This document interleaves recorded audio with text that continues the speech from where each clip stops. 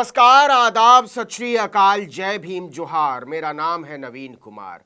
हिमाचल प्रदेश में कांग्रेस की सरकार पलटने की जुगत में लगी भारतीय जनता पार्टी के एक बहुत बड़े नेता ने नरेंद्र मोदी को नैतिकता का ट्यूशन पढ़ा दिया है। वो भी उस नेता ने जिसकी अगुवाई में भारतीय जनता पार्टी ने पहली बार राम जन्मभूमि पर मंदिर निर्माण का प्रस्ताव पास कराया था। साल था 1989 और जगह थी हिमाचल प्रदेश का पालमपुर। आपको पता भी होगा कि बीजेपी बंद तो गई थी जनता पार्टी की सरकार गिरने के बाद 1980 में ही, लेकिन पार्टी के अंदर मंदिर निर्माण के प्रस्ताव को औपचारिक तौर पर पास कराने में उसे 9 साल लग गए। अब जबकि अयोध्या में राम मंदिर बनकर खड़ा हो चुका है, उस प्रस्ताव के इंजीनियर ने कह दिया है कि नैतिकता की धज्जियां उड़ाकर चाहे जितने मंदिर बना लो, चाहे जितनी पूजा कर लो, इसका कोई मतलब नहीं बनता। उस नेता का नाम क्या है और उसने क्या कहा है, इस पर तो आएंगे, लेकिन भाजपा के पालमपुर प्रस्ताव में लिखा क्या था, जरा उसको सुन लीजिए। भाजपा के पूर्व राज्यसभा सांसद बलबीर पुंज ने अपनी किताब ट्रस्ट विद अयोध्या में लिखा है कि बैठक में, यानी पालमपुर बैठक में, काशी में श्री विश्वनाथ मंदिर, अयोध्या में श्री राम के मंदिरों के जीर्णोद्धार के लिए हिंदू महासभा की अखिल भारतीय कार्य समिति की मांग का समर्थन किया गया।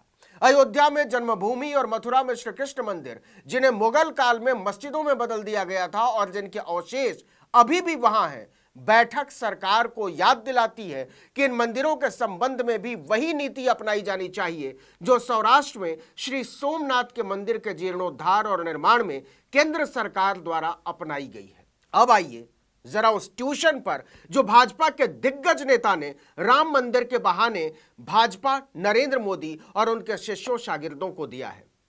तो उस नेता का नाम है शांता कुमार। शांता कुमार इस समय 89 साल के, 90 के होने वाले हैं और जनसंघ जनता पार्टी और फिर भाजपा की स्थापना के दिन से लेकर आज तक उसके सदस्य, भाजपा के तो संस्थापक रहे। 2 बार हिमाचल प्रदेश के मुख्यमंत्री रहे। पहली बार तो 1977 में, यानी आपातकाल हटने के फौरन बाद। कांगड़ा से लगातार जीतते रहे। 1972 से लेकर 1985 तक विधायक रहे। 1989 से कांगड़ा से ही 4 बार सांसद रहे। नरेंद्र मोदी के पहले कार्यकाल में मंत्री भी रहे।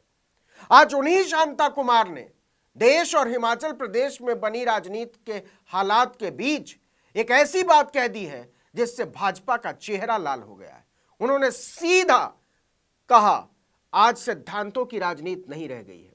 भाजपा के दिग्गज नेता ने मोदी और आज की भाजपा को आईना दिखाते हुए कहा कि राम मंदिर बनाने से कुछ नहीं होगा जब तक आप भगवान राम के आदर्शों पर चलने को तैयार नहीं होते, त्याग करने को तैयार नहीं होते, जनता के दुख दर्द को सुनने, उसे दूर करने को तैयार नहीं होते। ऐसे ही कोई मर्यादा पुरुषोत्तम नहीं हो जाता। किसकी तरफ इशारा है? शांता कुमार ने कहा कि इसके लिए राम के आदर्श पर चलना होगा, सिद्धांत की राजनीति अपनानी होगी। 2024 के चुनाव के गर्म होते माहौल के बीच भाजपा के इतने बड़े दिग्गज नेता का मोदी शाह भाजपा को यूं आईना दिखाना पार्टी के अंदर बहुतों को खल गया होगा।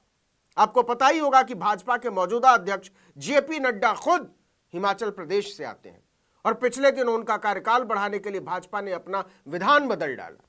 इसके लिए पार्टी के राष्ट्रीय अधिवेशन में प्रस्ताव पास किया गया कि भाजपा का राष्ट्रीय अध्यक्ष बनने के लिए चुनाव जरूरी नहीं होगा। पद खाली होने पर पार्लियामेंट्री बोर्ड बंद कमरे में अध्यक्ष की नियुक्ति कर सकता है। जिस बैठक में यह प्रस्ताव पास हुआ उसमें खुद नरेंद्र मोदी और अमित शाह मौजूद थे। हिमाचल प्रदेश की राजनीतिक स्थिति से आप सब वाकिफ होंगे ही। राज्यसभा चुनाव के दौरान कांग्रेस के 6 विधायकों ने बगावत कर दी और उन्हें हेलीकॉप्टर से राज्य से बाहर निकाला गया। नतीजा, पूर्ण बहुमत की सुक्खू सरकार खतरे में है। कहा जा रहा है कि लोकसभा चुनाव के बाद किसी भी समय हिमाचल प्रदेश की कांग्रेस सरकार गिर सकती है। सबको पता है कि इस खेल का मदारी कौन है जिसने जनता के चुने हुए प्रतिनिधियों को कठपुतलियों में तब्दील कर डाला है। ऐसे दौर में कांगड़ा में मीडिया के सामने शांता कुमार का खुलकर यह कह देना कि राम मंदिर बनाने से कुछ नहीं होगा, मर्यादा का पालन करने से होगा, बहुत चौंकाने वाली बात है। क्योंकि भाजपा के अंदर मोदी शाह के फैसलों पर, उनके निर्देशों पर कोई चूं तक करने की हिम्मत नहीं जुटा सकता। जब शांता कुमार भाजपा के अंदर सिद्धांतों और नैतिकता की स्थिति पर बात कर रहे थे तो उनकी आंखें नम हो गईं। यह उस समय की बात है जब बीजेपी प्रधानमंत्री नरेंद्र मोदी के नेतृत्व में भारत को विश्व गुरु बनाने के दावे कर रही है।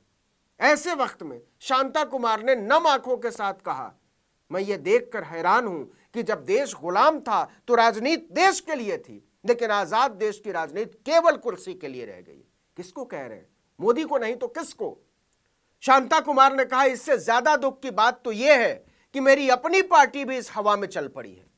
मेरी पार्टी को इस रास्ते पर नहीं चलना चाहिए था। यह रास्ता गिरावट की ओर जाता है।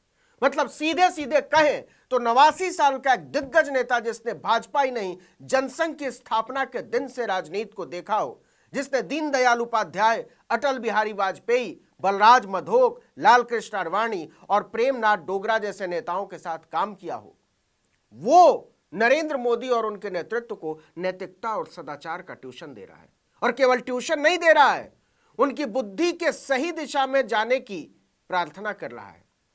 क्या नरेंद्र मोदी, अमित शाह या जेपी नड्डा को इस बात पर कुछ अफसोस होगा कि उन्हीं के पार्टी के संस्थापक सदस्य, दिग्गज नेता शांता कुमार ने भगवान से प्रार्थना की सार्वजनिक तौर पर कि हमारे नेताओं को सद्बुद्धि दे।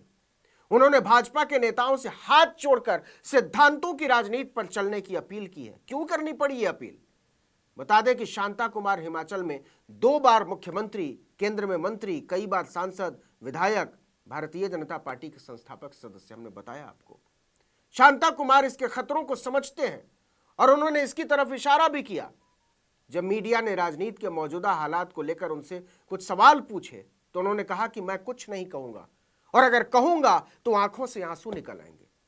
1951-52 से हमने सिद्धांतों की राजनीति की, 70 साल भारतीय जनता पार्टी में लगा दिए, जेल भी गया, आज 90 साल की उम्र हो गई, लेकिन जब पीछे मुड़कर देखता हूं तो दुख होता है, पीड़ा होती है। शांता कुमार ने कहा कि जब हमने काम करना शुरू किया था तो उस दौरान 3 चीजें थीं: समर्पित कार्यकर्ता, देशभक्ति के विचार और मूल्य आधारित राजनीति। इन 3 वजहों से हमारी छोटी सी पार्टी आज दुनिया की सबसे बड़ी पार्टी बनी है। हमारी पार्टी यहां तक सिद्धांतों के कारण पहुंची है। इन सिद्धांतों को हमें छोड़ना नहीं चाहिए। यह ट्यूशन किसके लिए है? अब सवाल है कि क्या नरेंद्र मोदी और भाजपा अपने संस्थापक के इस ट्यूशन से कुछ फायदा उठाना चाहेगी, या मार्गदर्शक मंडल के एक और सदस्य का प्रलाप मानकर उसे ठंडे बस्ते में डाल देगी? इसका दर्द लाल कृष्ण आडवाणी से ज्यादा बेहतर और कौन समझ सकता है। इस वीडियो में इतना ही, लेकिन अगर आपने आर्टिकल 19 इंडिया को अब तक सब्सक्राइब नहीं किया है तो कीजिए। YouTube पर हम मौजूद हैं इस समय, जरूर कीजिए, ज्यादा से ज्यादा लोगों तक पहुंचाइए। ट्विटर हैंडल आर्टिकल 19_इंडिया और मेरा ट्विटर हैंडल नवीन जर्नलिस्ट। आप मुझे भी फॉलो कर सकते हैं।